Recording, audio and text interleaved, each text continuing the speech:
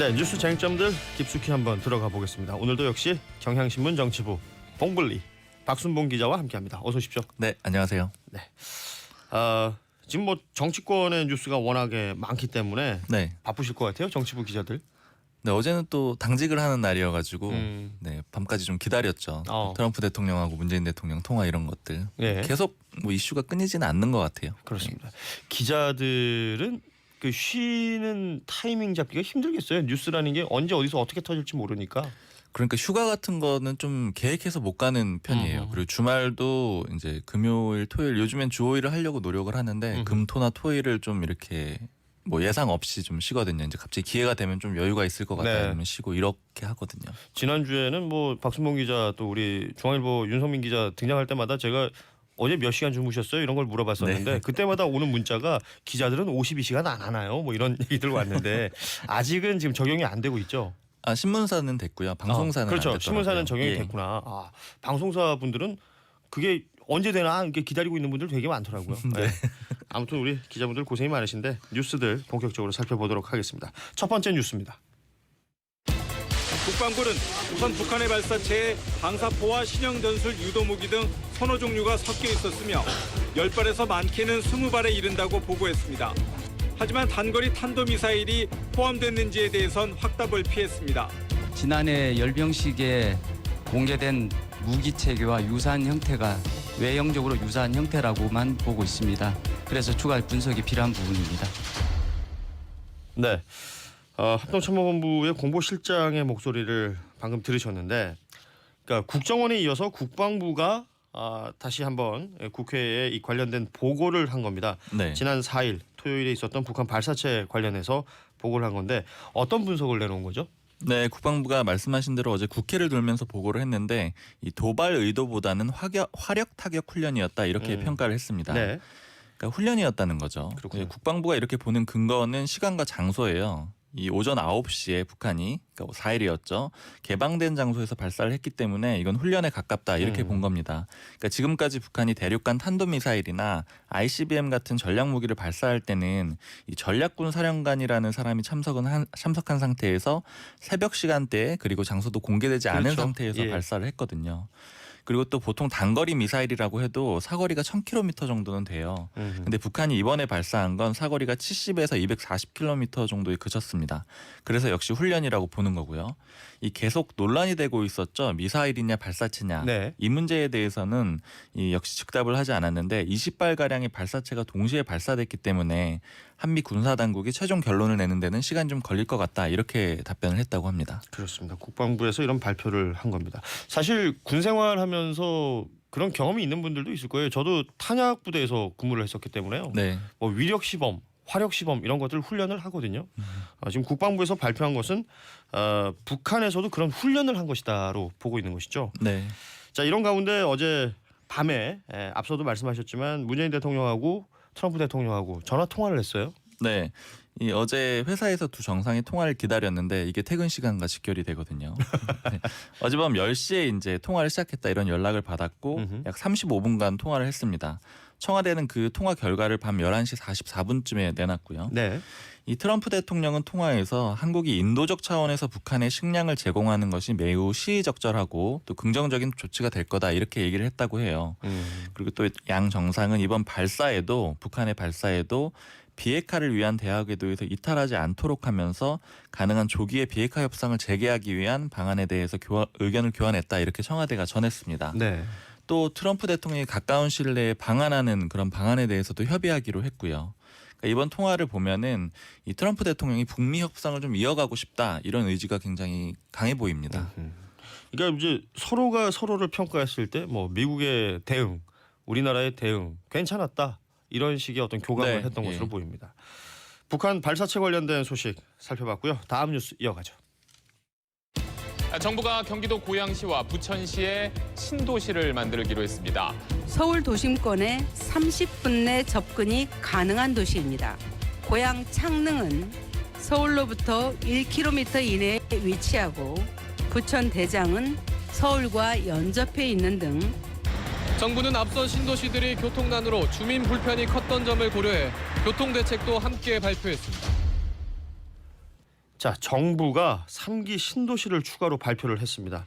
일단 선정된 곳들을 다시 한번 정리를 해보죠. 네. 서울 인근 3기 신도시로 일단 고양 창릉지구에 813만 제곱미터에 3만 8천 가구 그리고요. 네. 그다음에 부천 대장지구에는 343만 제곱미터에 2만 가구의 주택이 새롭게 들어설 예정입니다. 그 지난해 확정된 3기 신도시도 있어요. 그 남양주 왕숙, 하남 교산, 인천 계양 테크노밸리 그리고 과천동 지구 이곳들과 합치면은 총 17만 가구의 대규모 신도시가 들어서는 겁니다. 그 중소규모 택지도 26곳이 추가가 되는데요. 서울에서는 사당역과 창동역 복합환승센터, 그다음에 왕십리역 철도부지를 포함한 19곳에 1만 가구가 들어서고요. 네.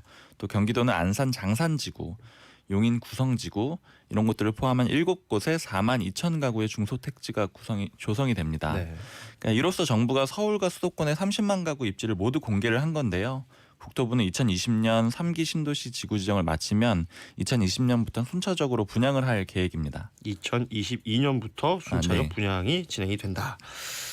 자, 신도시를 뭐 여기가 될 거다 저기가 될 거다 말이 많았었단 말이에요. 그런데 네. 이번에 결국은 말씀하신 대로 이제 고양 창릉지구, 네. 부천 대장지구가 선정이 됐습니다. 추가적으로 선정이 된 건데 그 선정의 기준 어떻게 분석을 할 수 있을까요? 네, 이 서울에 가깝다 이게 한마디로 말씀을 드릴 수 있을 것 같은데요. 그 김현미 국토교통부 장관은 서울 도심권에 30분 내 접근이 가능한 도시다 이걸 강조를 했습니다. 네. 이 김 장관이 좀 구체적으로 설명한 내용을 보면 고양 창릉은 서울로부터 1km 이내에 위치를 하고요. 부천 대장은 서울과 연접해서 접근성이 아주 양호한 곳이다 이렇게 설명을 했습니다. 또 거기에 3기 신도시의 성패가 2기 신도시 지역과 연계한 교통망 대책에 있다고 보고 있거든요. 네. 그러니까 조기에 광역교통망도 구축하기로 했는데요. 정부는 이 대책으로 광역철도, 도시철도, 광역도로, 그다음에 BRT라고 부르죠. 간선 급행버스 체계 그렇죠. 예. 이런 것들을 이용해서 적기에 교통 인프라를 제공할 수 있도록 교통 대책도 함께 수립하겠다 이렇게 밝히고 있습니다. 그럼 예컨대 고양선 신설과 BRT가 개통이 되면은 창릉지구 고양 일산 주민의 그 서울 접근성이 굉장히 좋아질 걸로 보이거든요. 네. 그럼 뭐 따지자면 뭐 그런 거 아니겠어요? 뭐 여의도까지 가는데 얼마가 걸리고 강남까지 가는데 얼마가 걸리고 뭐 이런 것들 좀 내놓잖아요. 그렇죠. 창릉지구에서는 여의도나 용산까지 한 25분 정도를 국토부가 보고 있고요. 또 강남까지는 만약에 GTX를 이용한다 그러면 30분이면 닿을 수 있다 이렇게 국토부가 예상을 하고 있습니다. 지난번 뭐 하남이나 인천 계양 뭐 관련해서 또 남양주 왕숙도 있었고요. 여기를 발표하고 이번에 또 고양과 부천을 발표한 걸 보니까 네. 서울을 가운데 두고 겉을 이렇게 뺑 둘러싸고 있는 듯한 그렇죠. 그런 서울에 형국이에요. 가까운 데를 뽑다 보니까 그러니까 결국은 가까운 곳을 다 모았고 교통망을 잘 연결해 가지고 이제 사는데 편리하게 해주겠다라는 게 얘긴데. 그렇죠. 자, 일단 가장 중요한 건 이렇게 되면 수도권의 어떤 주택 시장 안정될 수 있느냐. 네, 좀 될 수 있다고 보고 있는데요, 전문가들이. 네.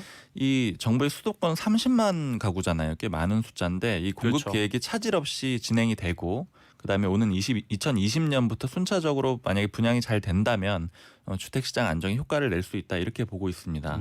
뭐 실제로 아까 말씀드렸던 고양 창릉은 서울 접경과 1km 이내거든요. 네. 그러니까 강북 지역 수요는 좀 커버할 수 있는 거죠. 또 부천 대장도 서울 서남부 뭐 여의도 이쪽 지역을 다 커버할 수가 있잖아요. 그러니까 좀 주택 수요를 분산시킬 수 있다 이렇게 전문가들이 보고 있습니다. 이 반면에 인천 검단 신도시, 그다음에 파주 운정 3지구 이런 2기 신도시가 아직 미분양인 상태로 그렇죠. 여기 미분양이에요. 예. 남아 있는 것도 문제인데 그러다 보니까 상대적으로 입지 여건이 좋은 곳에 신규 공급이 이뤄진 거잖아요. 이번 3기 신도시가. 그렇죠. 예. 그러니까 이것에 따라서 좀 일부 미분양이 더 추가적으로 발생할 수 있지 않겠느냐 이런 우려도 제기가 되고 있습니다. 그러니까 좀 뭐 쉽게 말씀드리면 3기 신도시가 들어오니까 여기보다 입지 여건이 좀 떨어지는 2기 신도시 주민들이 있을 거 아니에요. 그렇죠. 이분들이 좀 미분양이나 혹은 어허. 집값 하락을 걱정하고 있는 겁니다. 그러니까 우리도 신도시인데 3기 신도시가 들어서면서 그쪽으로 몰려버리면 여기 뭐 집값이 떨어지거나 아니면 지금도 미분양 상태인데 미분양이 더 오래 지속되거나 네. 이런 것들 걱정할 수 있죠. 그러다 보면 또 이분들은 또 싫은 소리 할 수도 있는 거고. 예. 자, 질문을 좀 바꿔서 한번 해보자면 이렇게 되면 이제 집값에 대한 얘기를 해야 돼요. 네. 서울 집값 잡을 수 있을까? 어떻게 보십니까? 네, 일단은 먼저 개인적으로는 서울 집값은 정말 예측이 안 되는 것 같아요. 여태까지 뭐 정부 정책들을 좀 살펴봤을 때는 좀 의도한 대로 된 경우는 많지는 않잖아요. 그렇죠. 대부분이 좀 내리려고 하면 오르거나 이런 경우들이 어디서 많았는데. 어떻게 터질지 모르니까. 그렇죠. 예. 어쨌든 3기 신도시는 기존 1, 2기 신도시보다는 서울과 가까워요. 네. 그러니까 효과가 있지 않을까 이렇게 예측할 수 있는 부분이 있고요. 전문가들도 그렇게 예측하는 부분들이 있고요. 예. 네, 뭐 아까 말씀드린 창릉지구는 정말 서울과 1km 거리이기 때문에 거의 서울이라고 봐도 무리가 없겠죠. 네. 그리고 또 공급 시기도 2022년부터 순차적으로 이렇게 진행이 될 거기 때문에 수요를 어느 정도 충족시킬 수 있을 것 같습니다. 예, 하지만 3기 신도시가 강남권에 집중되는 투기 수요를 분산하는 데는 좀 어렵지 않겠느냐 이렇게 보는 전문가들이 많은데요. 이 3기 신도시 중에 강남권 수요를 흡수할 수 있는 곳은 하남 교산지구뿐이거든요. 네. 그러다 보니까 강남권은 지금도 굉장히 투기 수요가 몰리는 곳인데 오히려 여기를 뭐 흡수하지 못하다 보면 집값이 다른 곳들은 좀 흡수가 되고 이러다 보면 강남권은 더 오르고 나머지는 더 떨어지는 이런 양극화가 그럴 수 심화될 있겠네요. 수 있다 네. 이런 지적도 있습니다. 사실 지금 신도시 관련해서 이제 발표가 되고 나서 뭐 여러 가지 현상들이 벌어지고 있습니다. 이미 그 지역들의 뭐랄까요? 지역 카페? 그러니까 왜 인터넷상에 있는 수많은 카페들 뭐 부동산 관련된 곳들 보니까 난리더라고요. 그렇죠. 지금. 부동산 카페가 정말 예. 난리더라고요. 그러니까 지금 이거 보면은 기존에 2기 신도시에 계셨던 분들도 자신의 어떤 재산권 때문에 걱정이 생기는 거고 3기 신도시가 들어선다고 하니까 또 거기가 들썩들썩한단 말이에요. 기대감 있는 예. 거죠. 네, 뭐 이런 것들 또 투기 수요를 잡는 것도 굉장히 중요해 보입니다. 그렇습니다. 네. 자, 3기 신도시 선정에 관련된 소식 정리해 봤습니다. 다음 뉴스 이어가죠. 삼성 바이오로직스가 회계 자료를 조작했다는 의혹을 수사하고 있는 검찰이 오늘 삼성 바이오 공장을 압수수색했습니다. 검찰은 공장의 마룻바닥을 뜯어낸 뒤에 그 아래에 숨겨져 있던 회사의 서버와 노트북들을 찾아냈습니다. 검찰은 확보한 자료를 통해 삼성바이오의 분식 회계와 이재용 삼성전자 부회장의 경영권 승계 작업과의 연관성 등을 집중 확인할 방침입니다. 네, 삼성 바이오로직스 분식 회계 의혹 관련된 검찰의 수사 소식인데 수사가 급물살을 탈 거다 이런 보도가 있습니다. 네, 이제 우선 검찰이 그 실무자죠. A 씨에 대해서 어제 구속영장을 청구했는데요. 네. 이 사람이 신병을 확보하게 되면 좀 급물살을 타게 될 걸로 보입니다. 이 A 씨는 검찰의 분식회계 수사가 예상이 되자 회사 공용 서버를 은닉을 하고 또 직원들의 노트북과 휴대전화에 담긴 자료를 삭제한 혐의를 받고 있는 사람이에요. 네. 이 검찰은 이 사람은 실무자급이거든요. 이 A 씨는. 그러니까 윗선 지시 없이 본인 판단만으로 회사 서버를 숨기기는 어렵다고 보고 좀 그룹 차원의 조직적인 개입이 있지 않았겠느냐 이런 것들을 확인하려고 하고 있습니다.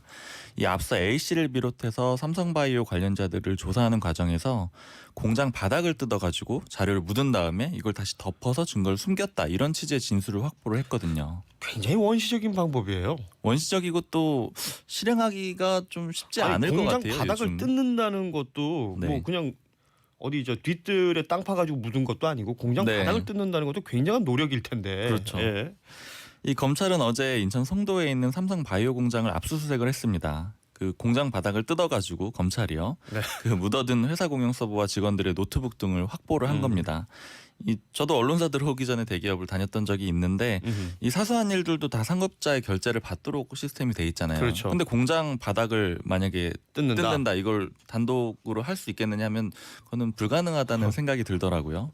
그러니까 아마 검찰은 이 부분에 초점을 맞춰서 아무래도 윗선까지. 이게 그러니까 회사채라는 곳에 어떤 상급자에게 보고하고 또 허락을 받아야지 할 수 있는 뭐 여러 가지 그 업무 체계들이 있을 거 아니에요. 그렇죠. 그런 것들을 생각해 봤으면 공장 바닥을 뜯는다는 게 어느 정도의 그 심각사한인가는 그렇죠. 스스로들이 알지 않을까요? 그리고 다른 사람들이 모르기가 어렵겠죠. 공장 바닥을 뜯는데 다른 직원들이. 그렇습니다.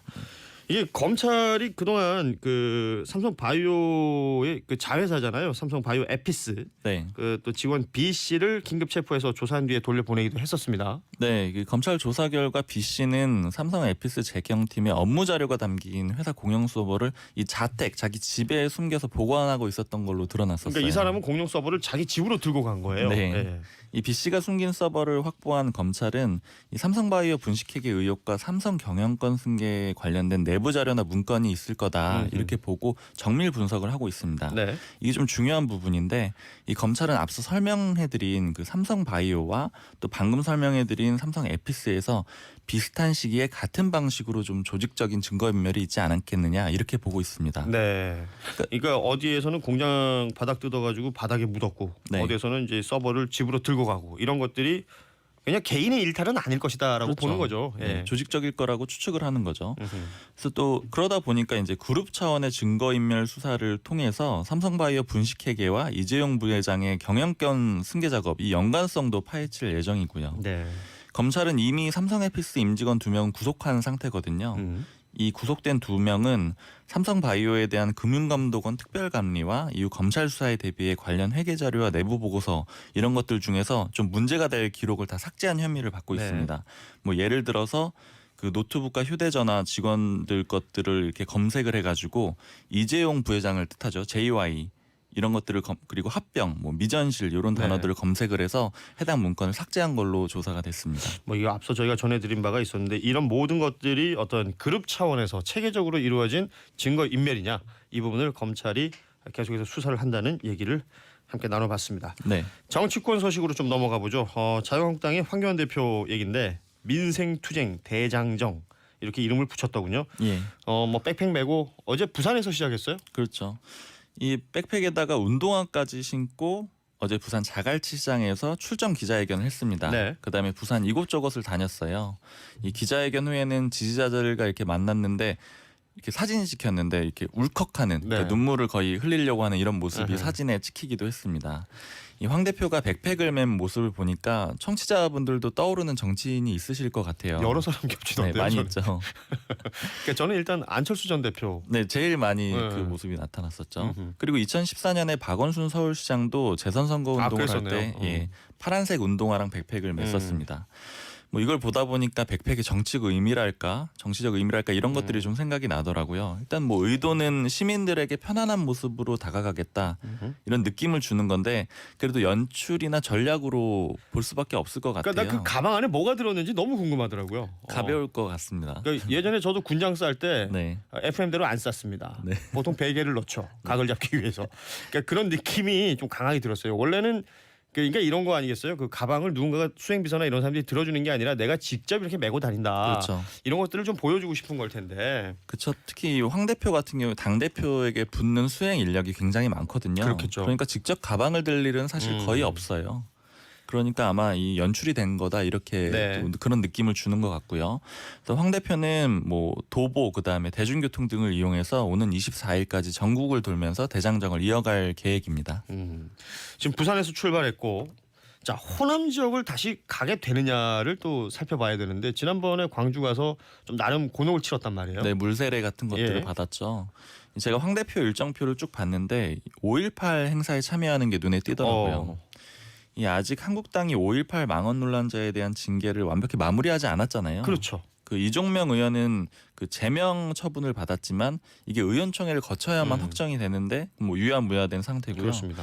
또 김순례 의원도 당원권 정지 3개월을 받았는데 뭐 여기까지는 받은 거지만 최고위원직을 유지가 되는 거냐 안 그렇죠. 되는 거냐 이게 예. 또 지도부의 결정이 있어야 되거든요. 그 역시 결정이 아직 안 된 상태예요. 그러니까 5.18이 지금 다가오고 있기 때문에 네. 지금 자유한국당 내에서는 이게 좀 5.18 전에 정리가 돼야 되지 않을까요?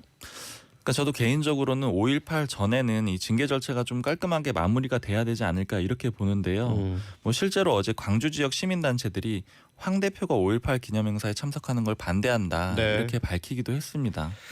그렇습니다. 황교안 대표 얘기를 잠시 해봤는데 자유한국당에 또 다른 뉴스가 하나 더 있어요. 네. 한성교 사무총장 당직자에게 욕을 했다. 그리고 이 당직자 그러니까 한국당 노조에서 크게 들고 일어났어요. 네.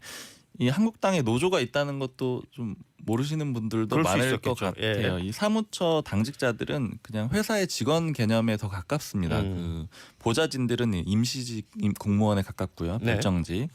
이 어제 점심쯤부터 한국당 사무처 노조위원장 명의로 쓰인 성명서가 나와가지고 저도 취재를 했는데 네. 이 성명서 내용을 보면은 어제 국회에서 한성규 사무총장과 그다음에 추경호 1 사무부총장 그리고 당직자 7, 8명이 회의를 했는데 이 과정에서 한 사무총장이 당직자들에게 거친 욕설을 했다 이런 내용이 담겨 있어요. 그래서 해당 당직자는 그 욕을 들은 사람이죠. 사표를 제출하겠다면서 잠적한 상태고요.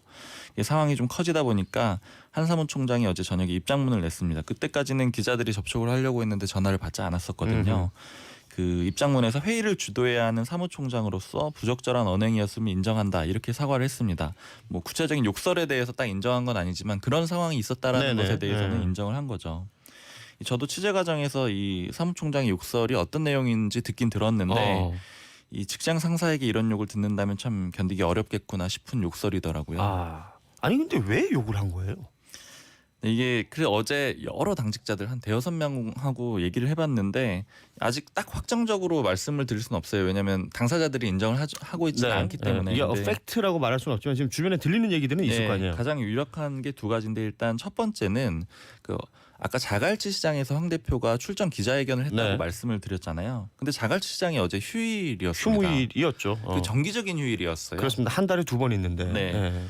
그랬기 때문에 이 기자들 사이에서도 휴일이니까 혹시 이거 실무자가 좀 혼이 나지 않겠느냐 이런 얘기를 하고 있던 차에 이 성명서가 딱 나온 거예요. 그러니까 혹시 그것 때문이 아니냐 그런 얘기들이 많았고 당직자들도 그 얘기를 하더라고요.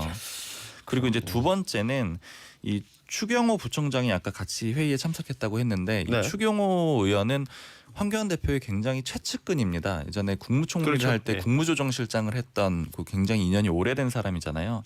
그러다 보니까 당내에서 일부 소문이 이 한성규 사무총장보다는 추경호 부총장을 더 편하게 생각하고 황 대표가 그다음에 직접 보고를 받는다 이런 얘기들이 있었는데 그날도 이 일정이 그 추경호 부총장을 통해서 당직자들이 보고를 했다 이걸 알게 되고 한성규 사무총장이 되게 대노를 했다 이런 얘기들도 많이 있습니다. 그러니까 소위 말해서 이제 패싱 당했다라는 생각을 하게 되면서 이런 그런 수도 것들이 있었다. 쌓여오다가 이제 어제 일정에서 문제가 생긴 게 아니냐 이런 얘기들이 있습니다. 자, 현장에서 우리 박순봉 기자가 직접 취재한 내용들이기 때문에 뭐 정확하게 팩트라고 말할 수는 없지만 주변에 있는 상황들을 한번 훑어봤습니다. 오늘 여기까지 하죠. 경향신문 정치부 박순봉 기자였습니다. 고맙습니다. 네, 감사합니다.